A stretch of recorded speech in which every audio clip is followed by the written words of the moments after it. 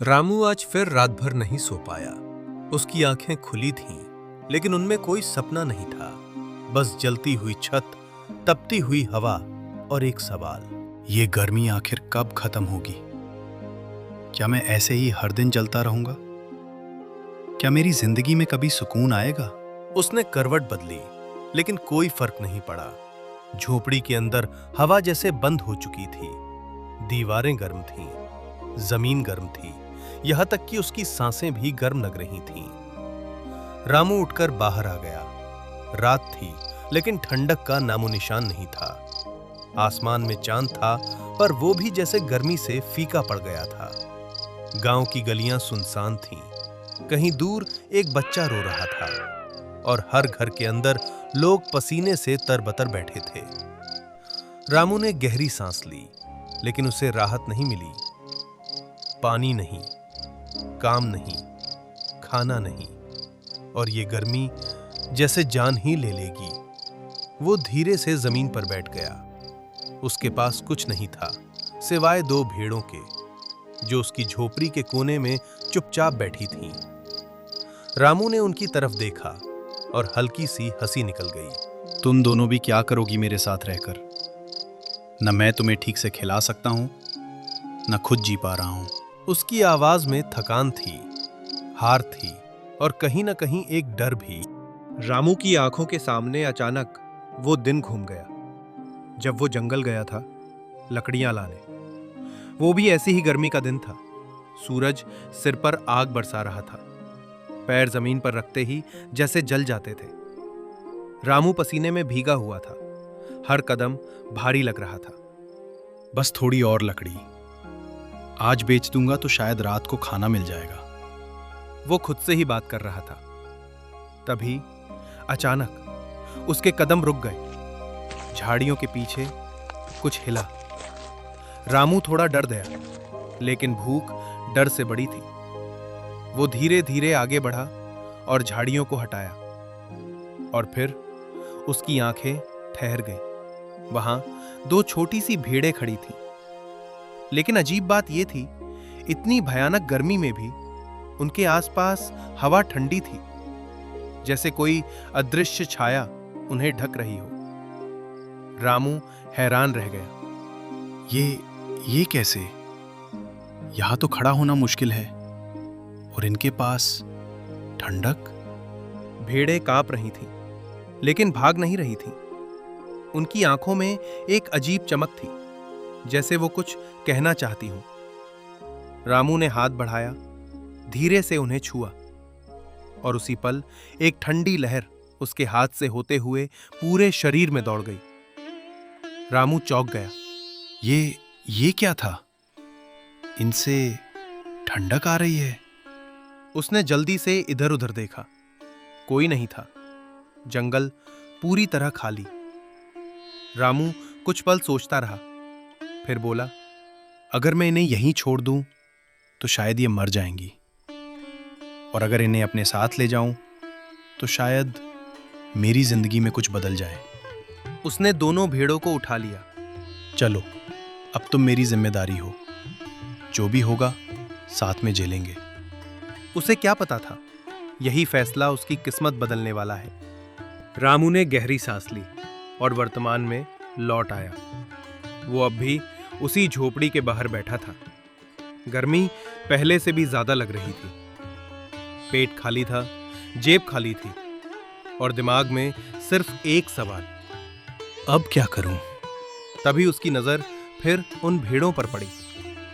वे आराम से बैठी थी, जैसे उन्हें इस गर्मी का कोई असर ही नहीं हो रहा हो। रामू की भौहें सिकुड़ गईं। अजीब बात है, ये दोनों कभी परेशान क्यों नहीं होती? ना ये हांफती हैं, ना पानी के लिए भागती हैं। वो धीरे धीरे उनके पास गया, हाथ लगाया, फिर वही ठंडक। रामू कुछ देर चुप रहा, और फिर अचानक उसकी आंखों में एक चमक आई। अगर इनकी ऊन से कुछ बनाया जाए तो क्या उसमें भी यही ठंडक होगी? अगर ऐसा हुआ तो लोग इसे जरूर खरीदेंगे। उसका दिल तेज धड़कने लगा। कई दिनों बाद उसके अंदर उम्मीद जगी थी। अगली सुबह सूरज अभी पूरी तरह निकला भी नहीं था, लेकिन गर्मी पहले से ही महसूस होने लगी थी। रामू आज जल्दी उठ गया था। उसकी आंखों में थकान नहीं, बल्कि एक अजीब सी चमक थी। आज कुछ बदलना ही होगा, आज नहीं तो कभी नहीं। वो धीरे धीरे उन दोनों भेड़ों के पास गया। वे हमेशा की तरह शांत बैठी थी, जैसे सब समझ रही हूं।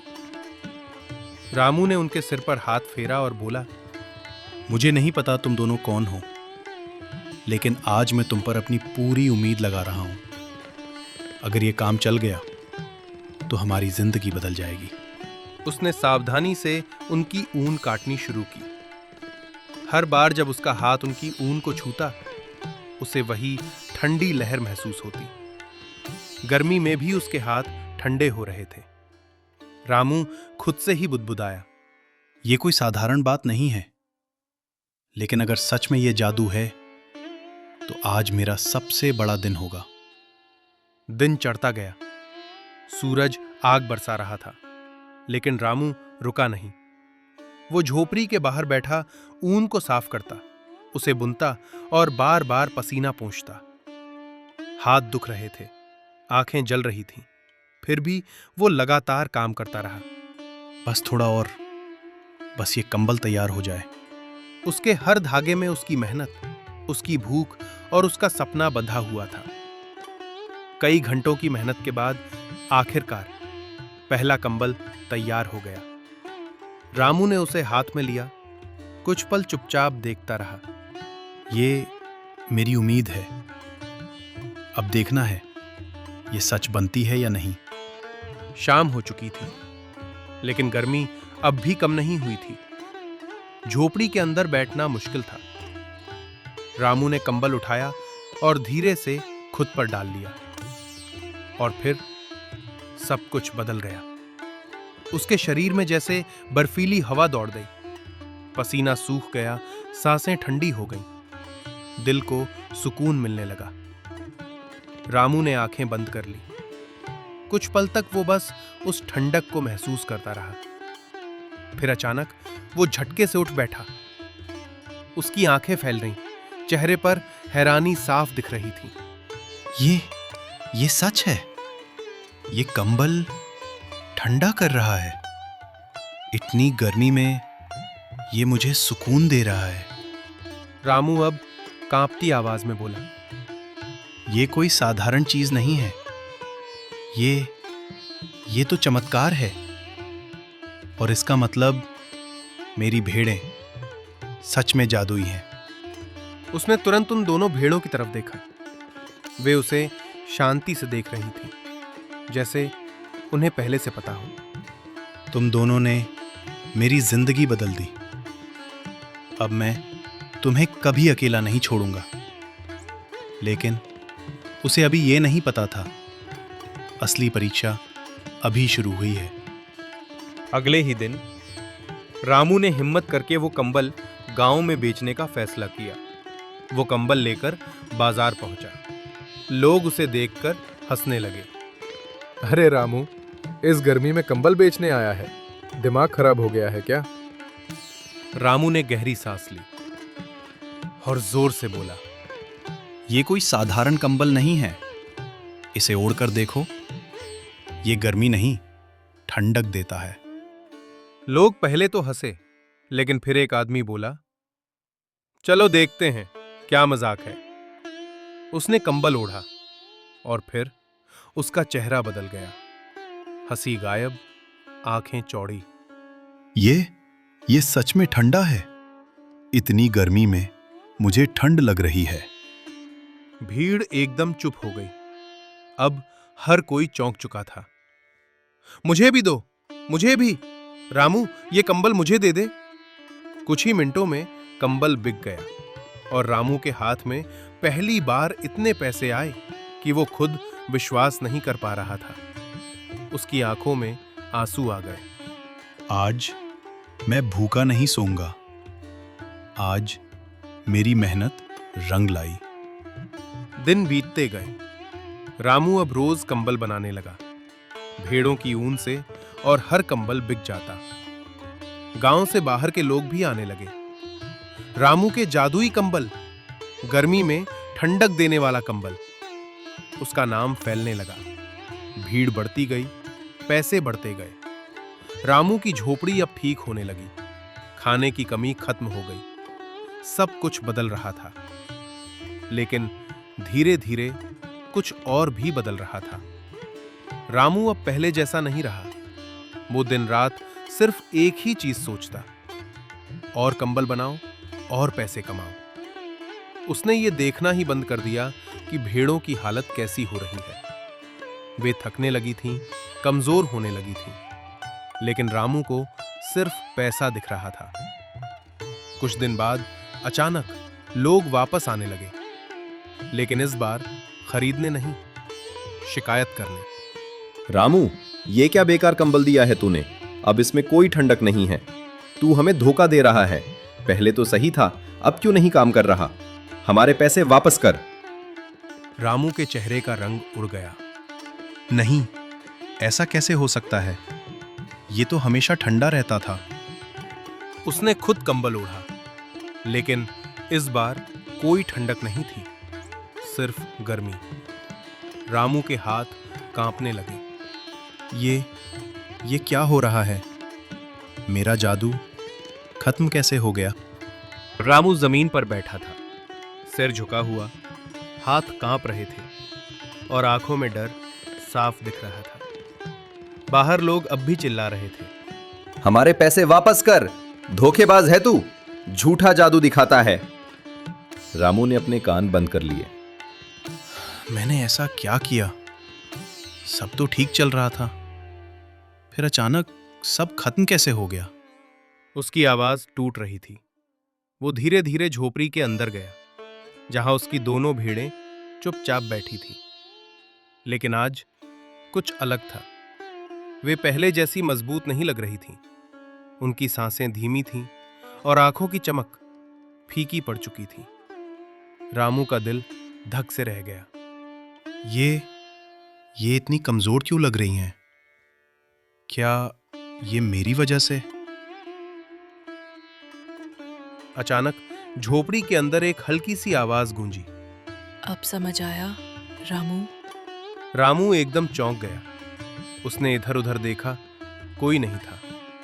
फिर वही आवाज आई, इधर देखो, हमसे बात करो। रामू की सांसें तेज हो गईं। उसने धीरे धीरे नीचे देखा। आवाज उन भेड़ों में से एक से आ रही थी। रामू पीछे हट गया। तुम बोल रही हो? ये कैसे हो सकता है? भेड़ ने धीरे से सिर उठाया। उसकी आंखों में फिर से वही हल्की चमक दिखी। हाँ, हम बोल सकते हैं, लेकिन हमने कभी जरूरत नहीं समझी, क्योंकि हम चाहते थे कि तुम खुद समझो। तुम कौन हो? और ये सब क्या हो रहा है? हम साधारण भेड़े नहीं हैं रामू।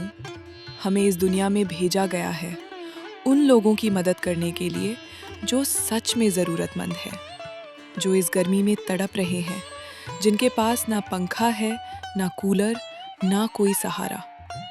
जब तुमने पहली बार कंबल बनाया, तुम मजबूर थे, भूखे थे, और तुम्हारे दिल में लालच नहीं था, इसलिए हमारा जादू काम कर रहा था। लेकिन फिर तुम बदल गए रामू। तुमने हर किसी को कंबल बेचना शुरू कर दिया, अमीर, गरीब, जिसे ज़रूरत नहीं थी उसे भी। तुमने हमारी हालत नहीं देखी, बस पैसे गिने, और उसी लालच ने हमारे जादू को ख़त्म कर दिया। रामू की आंखों से आंसू गिरने लगे। मुझसे गलती हो गई। मैं बस अपनी हालत सुधारना चाहता था। मुझे नहीं पता था कि मैं इतना गलत कर रहा हूँ। अभी भी सब खत्म नहीं हुआ है। क्या सच में? क्या सब ठीक हो सकता है? हाँ, लेकिन एक शर्त पर। तुम्हें अब सिर्फ उन्हीं लोगों की मदद करनी होगी जो सच में ज़रूरतमंद हैं, जिनके पास इस गर्मी से बचने का कोई रास्ता नहीं। तुम्हें बिना लालच, बिना स्वार्थ, सिर्फ मदद के लिए कंबल बनाने होंगे, तभी हमारा जादू वापस आएगा। मैं समझ गया। अब मैं वही करूंगा जो सही है। अब मैं सिर्फ जरूरतमंदों की मदद करूंगा। अगले ही दिन रामू फिर से काम में लग गया, लेकिन इस बार उसका इरादा बदल चुका था। वो गांव के सबसे गरीब लोगों के पास गया, उनके घरों में जहां ना पंखा था ना पानी ठीक से, जहां बच्चे गर्मी में रो रहे थे। रामू ने उन्हें कंबल दिए। ये लो, इसे ओढ़ लो। अब तुम्हें गर्मी नहीं लगेगी। कई दिनों बाद सच्ची खुशी उसके चेहरे पर थी। धीरे धीरे कुछ बदलने लगा। भेड़ों की हालत सुधरने लगी। उनकी आंखों में फिर से चमक आ गई और कंबलों में फिर से ठंडी हवा लौट आई। रामू ने कंबल ओढ़कर देखा, वही सुकून, वही ठंडक। वो समझ गया, अब मैं सही रास्ते पर हूं। अब रामू पहले जैसा नहीं था। उसके पास पैसा था, लेकिन अब वो उसका गुलाम नहीं था।